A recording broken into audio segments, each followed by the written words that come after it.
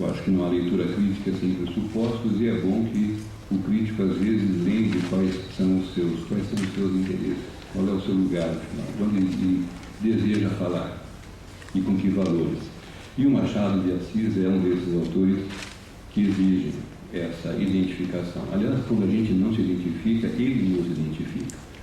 O Machado é desses críticos que expõem o leitor, desses escritores que expõem o crítico, né? Falar do Machado é também falar de si. Eu venho me dedicando, primeiro uma nota pessoal, eu venho me dedicando, já que é um romance de formação, vou falar um pouquinho da minha formação também, para que vocês sintam esse lugar de onde eu falarei, né? Eu me dedico já há muitos anos à leitura de contos de Machado de Assis, o que me deu uma certa experiência na localização de certos temas obsessivos e de certos procedimentos estilísticos muito marcantes, que nos contos, às vezes, ganham até mais evidência do que no romance. Porque o conto se obriga a certo recorte, né? A uma redução considerável do elenco, do tempo e do espaço, e há uma necessidade econômica de o autor se tornar absolutamente perfeito na sua composição. A gente logo percebe o conto mal arrumado, né? No romance a gente releva eventual deslize, no conto é mortal o deslize. E um pouco armado com essa visão que eu tenho do contista é que eu cheguei a ler mais uma vez o Dom Casmurro, né? E deixa eu contar um pouco da minha primeira experiência de leitura do Dom Casmurro, que não foi exatamente favorável. Eu era adolescente, eu li como tarefa escolar, como aliás se repete a cada ano, e me lembro que guardei com muito frescor a cena do penteado, a cena do beijo, o idílio ficou. O resto me pareceu meio mal costurado, com um final mal acabado, e eu não via muita razão para que falassem tão bem, afinal, do Machado de Assis, né? Mas a vida passa, e as coisas vão acontecendo, e o Machado não fez senão crescer. Até hoje ele não parou de crescer para mim, e não parou de crescer na história da nossa literatura, né? É um autor que, por algumas razões, que eu quero ver se eu consigo aqui identificar, se mantém sempre provocador, vivo e carente de interpretação. E certamente é o autor brasileiro que mais propiciou estudos críticos. Talvez em quantidade e em qualidade, a melhor fortuna crítica que existe na nossa literatura, né? Mas essa cena do idílio que me ficou e a imagem de um romance mal acabado logo foi substituída por uma admiração cada vez maior quando eu percebi que, além do idílio, que continua marcante, mas eu percebi que há muito mais a considerar, né? Sem, entanto, esquecer essa dimensão emocional. Talvez falte um pouco, nas últimas leituras que o Machado tem sofrido, um certo reconhecimento da sua capacidade de artista, propriamente dito, de envolver o leitor numa trama emocional, né? Que não elimina absolutamente a nossa necessidade de reconhecê-lo com toda a força objetiva que ele tem, de um analista realista que ele é. Então, é esse convívio da análise objetiva com a nossa entrada num tom emocional admitido e, na verdade, pelo qual ele também nos conquista. Eu acredito que a grande massa dos leitores é conquistada exatamente por uma certa atmosfera, às vezes difusa, não muito clara, mas que tem uma carga emocional que funciona como se fosse uma espécie de viso, né? Por onde começar a minha leitura do Dom Casmurro? Na verdade, eu preciso começar tratando ainda genericamente do nosso autor. O Dom Casmurro, a meu ver, integra uma estratégia ficcional de Machado de Assis, pela qual ele deixa entrever sua perspectiva crítica da história humana, nacional na base, e universal no alcance. Essa talvez seja uma dualidade que também necessite de reconhecimento, né? Nacional na base. O que ele vê é o Rio de Janeiro, é aquela sociedade na qual ele está e que ele compreende talvez como ninguém. Mas ele tem aspirações e tem também um certo sentido de natureza, que depois eu quero explorar, que o levam para além do Rio. Sem esquecer o Rio, é possível falar de algumas aspirações humanas, como, por exemplo, essa formulação que nos leva à ordem primitiva do ao vencedor as batatas. Parece que a história começa, a história do homem começa, a história dramática do homem começa quando faltam as batatas e é preciso haver vencedores. E essa capacidade que ele tem de síntese das grandes questões serve admiravelmente a sua análise do palco brasileiro, mas eu tenho a impressão que ele também quer falar de algo além disso. Ele tem uma grande erudição, ele está imerso numa cultura, ele pensa a cultura universal e se posiciona já como um autor moderno, me parece, diante dessa cultura. O que eu gostaria de marcar como uma posição inicial de leitura é a força particular das materializações do Machado, das cenas que ele consegue materializar, sobretudo com base num relativismo dos valores que essa cena implica. Para explicar melhor, né? Ele analisa situações são de conflito, há valores em jogo das pessoas, das personagens envolvidas, mas esses valores ficam como que sem sinalização, obrigando o leitor a definir-se até onde é possível diante deles. Isso dá um desconforto. Isso nos retira um pouco da nossa ideologia mais assentada e nos pergunta pelos valores reais. O critério de análise dele do real é tão intenso que ele não admite subterfúgio. Nós não podemos mentir diante do Machado. Nós não temos como mentir diante do Machado. Porque sabe, que já suspeitamos do grau de lucidez da perspicácia dele. Na verdade, é ele que está, jogando conosco, né? Então, eu queria, em primeiro momento, já marcar esse relativismo de valores que me parece ser a mola propulsora da ficção do Machado.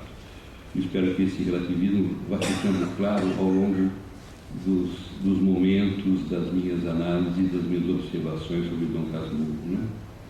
Eu diria, ainda no primeiro passo, que esse relativismo é acionado com grande coerência interna e é o elemento talvez mais provocador e político do texto machadiano, justamente, como já disse, porque o Machado leva o leitor a procurar, por sua conta, algum critério ético que sobreviva às análises implacáveis da força dos nossos interesses. Então, toda a ética parece resultar abstrata num primeiro momento, diante da materialidade brutal de algumas situações. Os textos machadianos desafiam o leitor a provar para si mesmo que são seus fundamentos éticos e não seus interesses e motivos mais recônditos que o mobilizam para agir na vida. Isso aterroriza, sobretudo, os adolescentes ou os jovens, para quem eu costumo dar aula. Então, eu confesso que eu tenho um prazer sádico renovado a cada ano de apresentar Machado de Assis a jovens estudantes, fascinando-os e, de alguma forma, tirando da terra, do chão deles, os valores já assentados, que já não são muitos na adolescência, que estão procurando se fixar. E vem o Machado e puxa o tapete. Uma vez um aluno me perguntou no corredor, depois da aula, com ar de grande preocupação e sincera preocupação. Era uma pessoa muito tímida. Professor, é normal que o Machado mexa com a cabeça da gente? Fiquei assustado com a preocupação dele, que também me senti responsável quem sabe por um transtorno psicológico incurável. Eu falei, é perfeitamente normal, fique tranquilo, que é assim que ele funciona, né? Colocando os nossos valores em polvorosa. Por que ele coloca esses valores em polvorosa? E, sobretudo, acho que a questão seguinte é complementar. Porque ele vem sendo lido de formas tão diferentes, em que os próprios valores da crítica não se assentam. Na verdade, ler a fortuna crítica do Machado é entrar num regime de contradição permanente das suas leituras. Grandes leitores do Machado divergem, às vezes, fundamentalmente em aspectos centrais dentro da obra dele. É sinal de que, de fato, os valores estão disponíveis, de algum modo, que os elementos que ele ficcionaliza ficam abertos para a nossa valorização. E cada geração lê o Machado de um modo, e às vezes numa mesma geração ele é lido de vários modos contraditórios. É sinal de vida e é sinal, me parece, dessa relativização garantida da sua obra, que nunca se fecha sobre si mesma e não está pontificando valor nenhum em lugar nenhum. Pelo contrário, está nos provocando, perguntando pelos valores, né? A gente lê um conto como A Trilha do Medalhão, alguém me pergunta, o Machado era o medalhão? Certamente, mas era muito mais. O que também é um paradoxo, porque o medalhão não é exatamente um ser muito arguto, embora seja esperto. Esse convívio entre valores discrepantes dão ao texto do Machado, por derivação da personalidade mesmo do Machado, uma complexidade extraordinária, né? Então, a minha leitura será uma leitura entre tantas que já foram, que estão sendo, que virão, e tudo parece que fica algo provisório diante da instabilidade feliz, eu diria, do texto do Machado. Essa instabilidade é sinal de vida e espero que ela se mantenha assim por muito tempo. É sinal de que há complicação suficiente ali para se provar viva, né? O momento tarefa dessa exposição, vocês estão vendo que o prefácio está longo, mas eu vou chegar, viu, gente? Será de buscar entender Dom Casmurro à luz desse compromisso que tem Machado com esse postulado da relativização que ele adquiriu na maturidade. Talvez seja esse um traço forte da sua maturidade. A relativização tomada radicalmente. Por meio dessa relativização já não haveria valores absolutos quaisquer a defender. Ao passo que nos primeiros romances a gente ainda divisa algumas preocupações com virtude, pecado, vício, qualidade, né?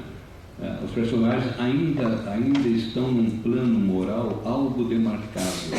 Depois fica muito difícil você pretender estabilizar valores na ficção do Machado, sobretudo depois do Memórias Póstumas no romance e dos papéis avulsos nos contos. Isto é a partir dos 40 anos dele, mais ou menos, né? O nosso romance de hoje constitui-se também das memórias do velho Bento Santiago, que já foi bentinho e culminou num Dom Casmurro que escreve sua história para atar as duas pontas da vida. Essa é uma justificativa central para o romance. Uma tarefa da velhice, que eu estou cada vez mais compreendendo melhor, né? Atar as pontas da vida é tentar finalmente formalizar o sentido de uma história que já se perfez, ou que já está se perfazendo, e não há mais muito o que inventar, né? Esse atar as pontas da vida tem também, evidentemente, no Bentinho, o sentido de uma recuperação dos momentos privilegiados, por todas as razões, as sociológicas e as emotivas, que ele viveu na adolescência e na juventude. É bom lembrar que a história dele, segundo ele, começa exatamente naquela tarde em que se revelou a sua paixão por Capitu, né? É em busca desse momento que o romance é escrito, e certamente é escrito também para nos mostrar o que aconteceu depois desse momento. O que, aliás, ocupa uma parte muito menor do livro, né? Depois que o Bentinho... O livro se precipita com mais rapidez depois do casamento. É como se ali o final já estivesse se pronunciando e o principal já tivesse passado. Embora o desenlace propriamente dito do ciúme, o suposto e famigerado adultério de Capitu ainda estivesse por ocorrer, né? Dom Casmurro, então, quer sobretudo entender, me parece, o que foi feito de Bentinho e Capitu. A morte dela e a casmurrice dele não parecem ser desfechos definitivos para tudo que viveram na adolescência e na juventude. O romance é escrito para recompor uma história, acionando uma perspectiva declaradamente confessional, em que o narrador, em primeira pessoa, aciona todos os personagens de seu passado, Capitu, em primeiríssimo plano, para compreender a si mesmo e convencer o leitor dessa sua compreensão. Como toda memória e como toda, eu diria, realização artística, o esforço de quem aciona a memória ou a realização artística, no fundo, é compreender-se, é identificar-se para si mesmo, né?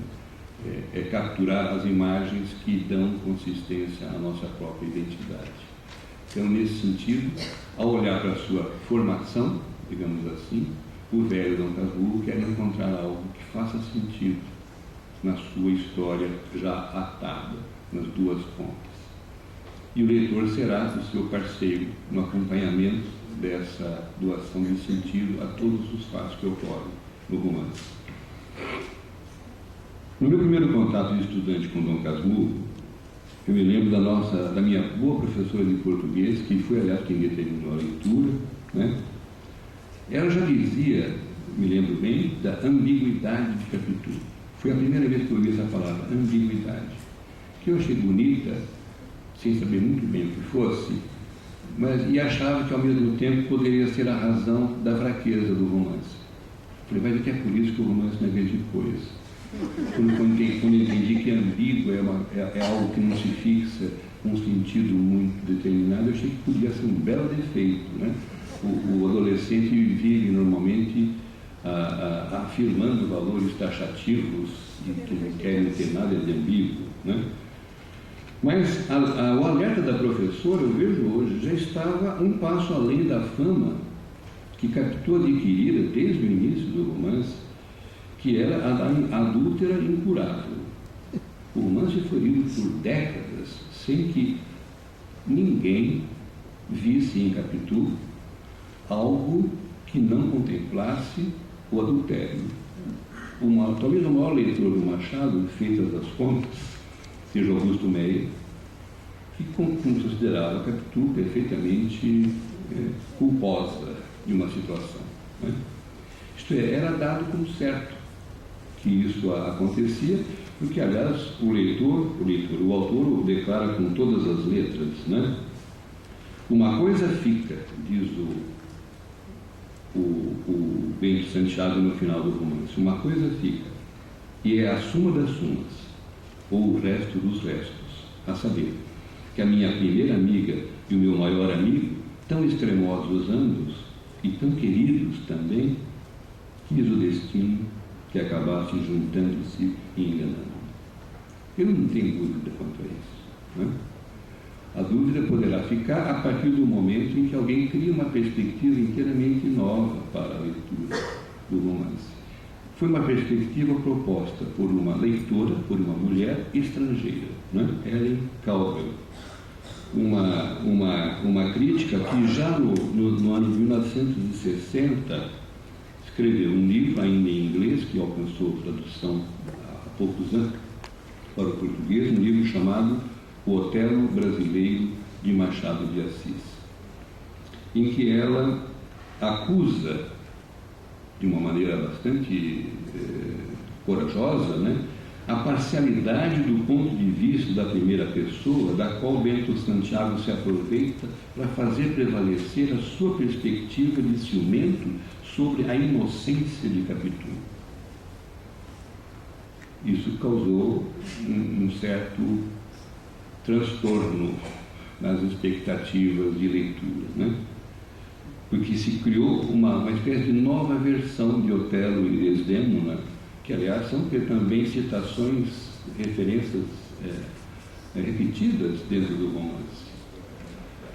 Pensando nas leituras que se seguiram a de Ellen Calder, que teve uma força considerável no meio da crítica brasileira, né? O Antônio Cândido já logo a reconheceu, e outros críticos, o Roberto Schwarz considera, digamos, a reviravolta que essa leitura provocou na interpretação do romance. Mas então, dizia, né, pensando nas leituras que se seguiram a de Ellen Calder, adotando, modulando ou rechaçando sua perspectiva, que há também quem não concorde, talvez se possa resumi-las e agrupá-las em função de um sentimento comum a todas as leituras. Quanto a isso, acho que ninguém tem dúvida. Uma dessas versões será contemplada, né? A da centralidade do engano. Este romance cuida de um certo engano. Num primeiro momento, era o Capitu enganando Bentinho, né? Mas houve a leitura mais desconfiada, dizendo não, a da ambiguidade, né? Não, Bentinho talvez tenha se enganado, julgando que Capitu o traiu. Aí o engano seria de Bentinho. E há uma leitura mais feroz, eu diria, que é: o Bentinho engana o leitor, fazendo-se inocente e atribuindo a culpa do desencontro à adúltera, e não àquela que o mortificou por sua inteligência superior. Seja como for, há engano e há também desengano no romance, me parece. Não me parece que Dom Casmurro seja uma pessoa muito feliz, embora também não seja uma pessoa extremamente melancólica, porque ela tem projetos futuros, inclusive uma história dos subúrbios, né? Que quando eu li adolescente, o Dom Casmurro me pareceu uma ameaça gravíssima. Além disso, ele vai escrever uma história dos subúrbios, uma coisa muito chata. Bom, aceita essa centralidade do engano, o romance resulta como expressão já distanciada e liberta do engano, porque ele já está lúcido quanto a esse engano, qualquer que esteja. Ou seja, como expressão de um desengano que se oculta sob o aspecto da casmurrice. De qualquer modo, parece-me essencial que o primeiro passo para uma aproximação crítica do Dom Casmurro leve em conta a perspectiva do narrador, ou melhor dizendo, do autor Bento Santiago, que escreve o romance. E aí nós entramos numa questão técnica que os cursos de letras exploram até a náusea, e que eu não sei se encantaria um público não exatamente acadêmico.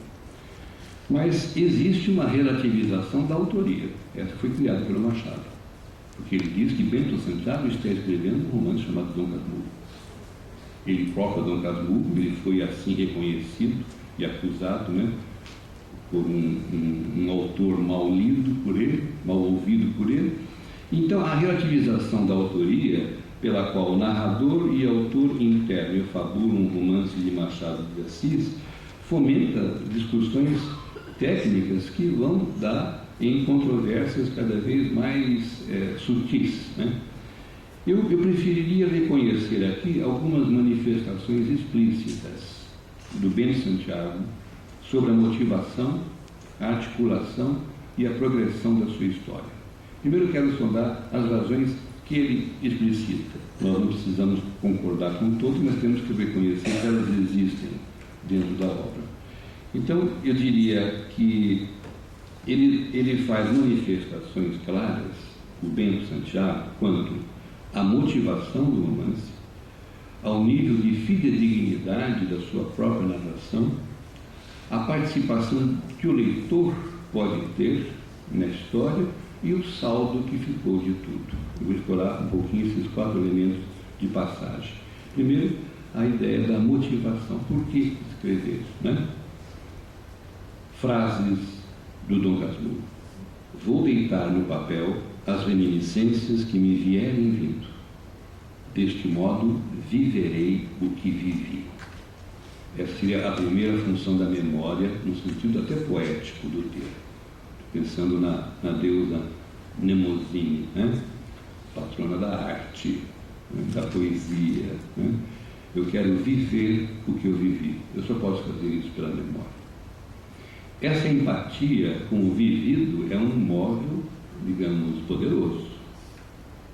É um propósito poderoso da sua escrita. Outro, um dos ofícios do homem é fechar e apertar muito os olhos, a ver se continua pela noite velha o sonho truncado na noite moça. Vou falar de um sonho truncado. Outra, talvez a narração me desse a ilusão e as sombras viessem a perpassar ligeiras como ao poeta do Fausto, agora ele cita o Fausto do Goethe.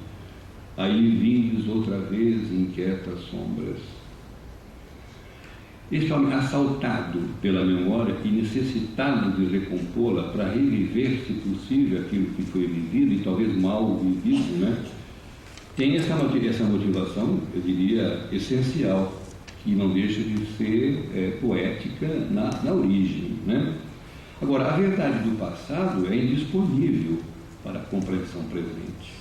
Os estudiosos da memória sabem o que faz a memória com o passado. Ela não reproduz o passado, ela recria, adultera, falsifica. Ela é já um relativizador do sentido em si mesmo, a memória.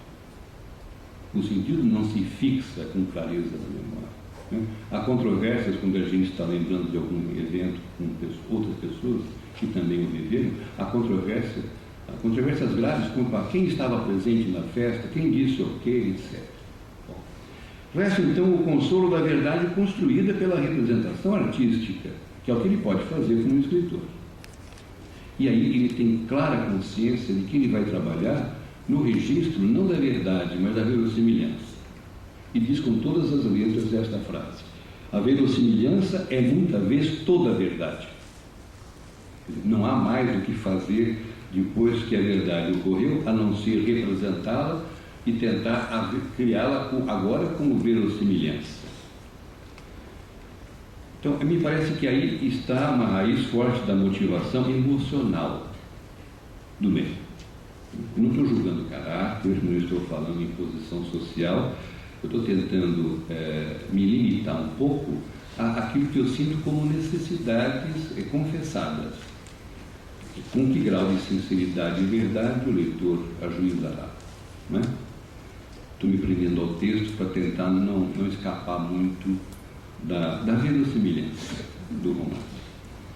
Quanto à fidedignidade do narrador, ele sabe que ele está jogando com flutuações de valores, ele está jogando com juízos que ele formula e sabe que tudo isso requer a fidedignidade do ponto de vista. Então, por algumas vezes, o Bento Santiago se manifesta quanto à sua própria fidedignidade, dizendo coisas como esta: eu confessarei tudo o que importar à minha história. Só há um modo de escrever a própria essência, é contá-la toda, o bem e o mal. Bom, a ambição é grande. Ele quer que a fidedignidade seja a máxima, contando o bem e o mal, de tudo, dos outros e dele também.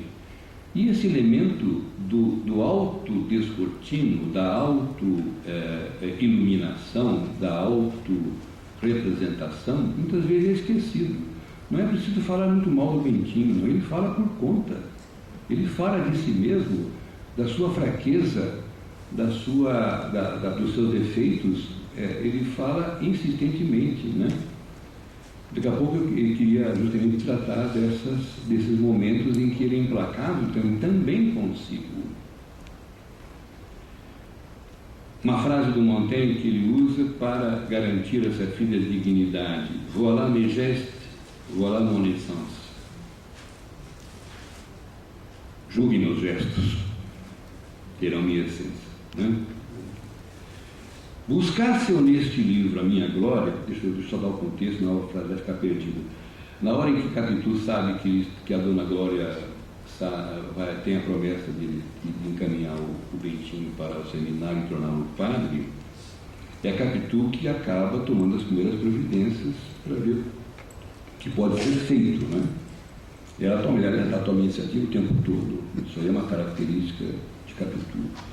Mas ele diz, numa certa altura, fazendo justiça a essa diferença entre ambos: buscasse eu neste livro a minha glória, e diria que as negociações partiram de mim.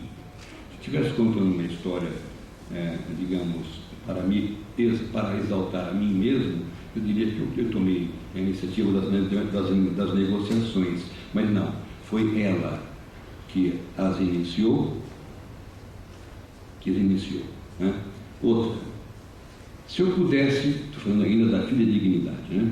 Se eu pudesse conter as lágrimas que chorei na véspera e na manhã, isso já está indo para o seminário. Primeiro que ele confessa que é um manhoso daqueles, né? Ele chorou na véspera e na manhã, talvez com razão, porque ir para o seminário também não é qualquer coisa. Mas ele diz, somaria todas as vertidas, isto é, as lágrimas vertidas desde Adão e Eva. Aí Machado brinca com a gente, não sabe que o leitor dirá, né? Como agora.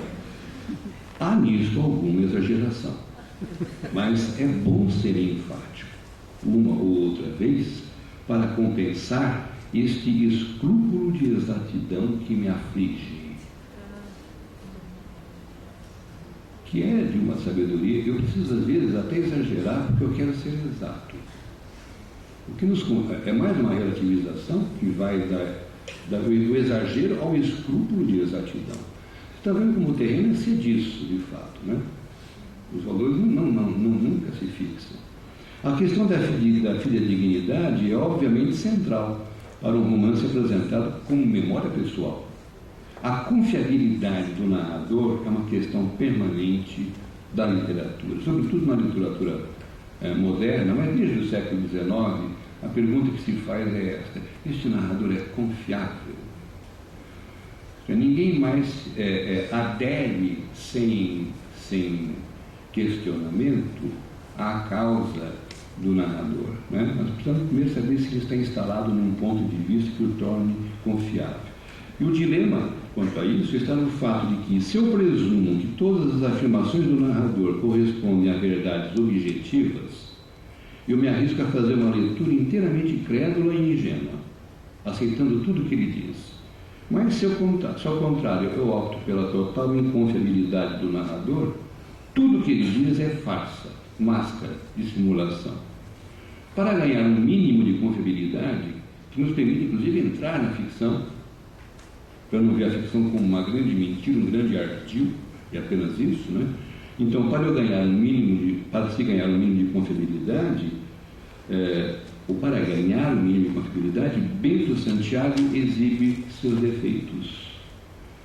E é por meio dele mesmo, de seu discurso, que o vemos acovardado, inábil, inseguro, capaz de confissões terríveis, que falam de uma personalidade, no mínimo, complicada, como esta.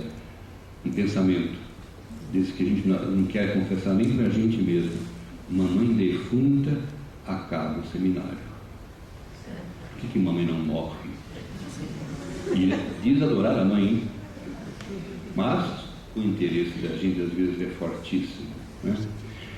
Frases como essa, em que ele se mostra na sua crueza de interesse, eu diria, já adiantam a crítica, tornam dispensável qualquer acusação mais forte. O que a gente pode fazer é verificar se as razões dessas acusações que ele mesmo se faz são aceitáveis ou se aderir a outras. Vocês estão vendo que o romance é complicado, né, gente? E eu não tinha prometido nada a não ser relativização de valores. Eu vou com isso até o fim, tentando reconhecer, sobretudo, também a parcela de poesia que o romance, a meu ver, abriga, né? Há mesmo aqueles leitores que presumem haver uma história verdadeira a ser buscada fora das palavras. O que é prova da força da ficção. Ela se prova tão verdadeira que a gente acha que nós não conhecemos toda a verdade, que é uma verdade que ainda não foi inteiramente contada. E há quem procure, então, a história verdadeira, né? Essa atitude desqualifica por completo a literatura como obra, né? É como se tivesse que imaginar, agora conta para mim o que de fato aconteceu. Quer dizer, o autor estava mentindo, nos enganando, o que aconteceu de fato. Como se houvesse uma vida inteiramente paralela, né, da qual o romance seria uma representação tortuosa. Né? Essa vida paralela que é curiosa.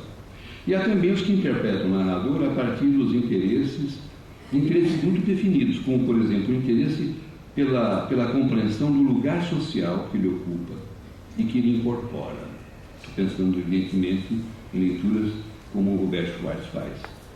Ou aqueles que veem o narrador ou os personagens como pessoas que interpretam apenas parte do real, indiciando a presença do lado oculto do sujeito, onde moram os enigmas humanos.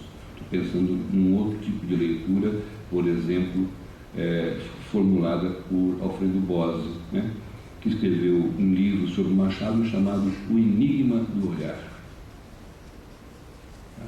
Parece que o que o Bose procura é exatamente, por trás das relativizações, aquilo que fica em caráter, aquilo que fica encoberto.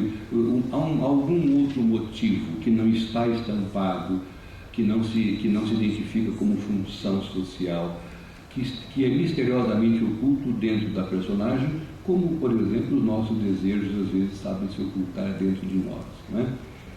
É uma leitura, digamos, mais empática e mais centrada no drama, ao passo que a leitura do Roberto Schwartz está mais preocupada com os deslocamentos das funções sociais dentro de uma sociedade capitalista, escravocrata, patriarcal, etc.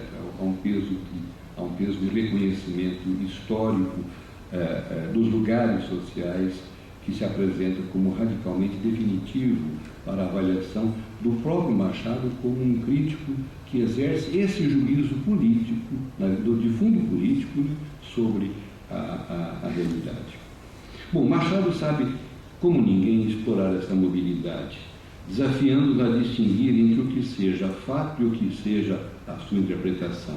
A sua estratégia sempre é de relativizar o sentido das experiências e das situações, e faz parte dessa estratégia contar com o leitor como parte do processo.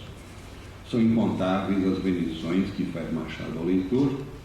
Eu vou lembrar algumas delas que são muito interessantes dentro do Dom Casmurro, mas também lembrando que pela obra toda essas remissões ocorrem e se revelam uma constante da estratégia machadiana. Né?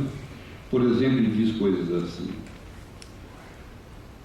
que tudo se acha fora de um livro falho, leitor amigo. Ele está considerando as diferenças entre livros. Alguns, nem todos dão certo, né? Alguns livros que são falhos, leitor amigo. Assim preencho as lacunas alheias, assim podes também preencher as minhas. Quando um livro falha, quando eu estou diante de um livro falho, eu procuro compensar isso, colaborando de alguma maneira para preencher essas lacunas. Né? Mas há também os livros omissos, mais do que falhos. Parece que eles ocultam coisas ou se calam quanto a coisas essenciais. São livros que pedem imaginação e acréscimos do leitor. Eu acho que o Dom Casmurro está nesse caso. Né? Aí ele diz assim: diante desses livros, né, o que ele faz como leitor, o Bento Santiago? Quantas ideias finas me acodem então! Que de reflexões profundas! Tudo marcha com uma alma imprevista. Parece que ele está lendo Dom Casmurro, ou está antecipando aquilo que os leitores futuros farão com Dom Casmurro. Né?